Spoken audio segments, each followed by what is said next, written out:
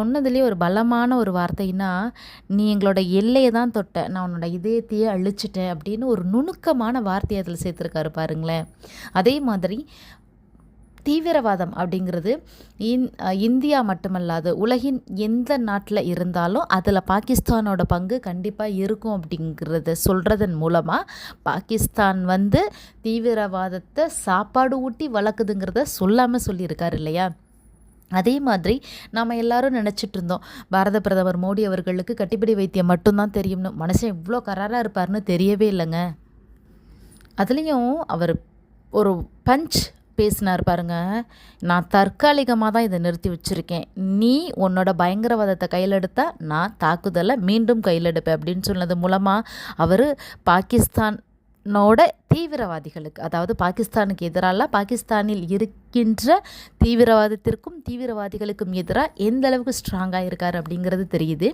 இதில் இன்னொரு விஷயம் சொல்லியிருக்காரு, "எங்கள் பெண்களோட குங்குமத்தோட சக்தியே நீங்கள் மட்டும் இல்லை, உலகமே தெரிஞ்சுக்கட்டும்."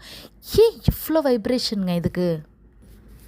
காரணம் எவ்வளவோ பாகிஸ்தான் தீவிரவாதிகள் வந்து எவ்வளவோ டூலியம் இவ்வளவு நாட்களாக செஞ்சுருக்காங்க.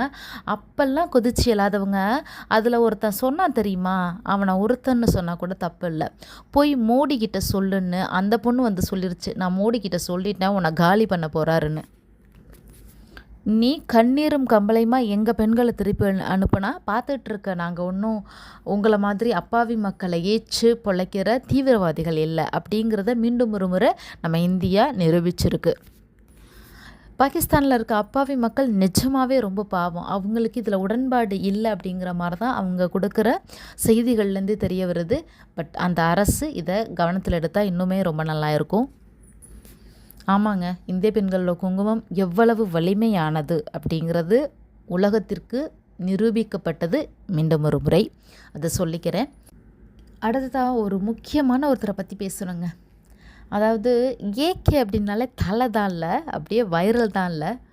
எப்படி நம்ம ஏகேவை நம்ம எல்லாம் தூக்கி வச்சு கொண்டாடுறோமோ தலையை, அதே மாதிரி ஏகே பாரதி என்ன மனுஷங்க, ஒரு சிரிப்பு சிரிச்சாரு பாருங்க.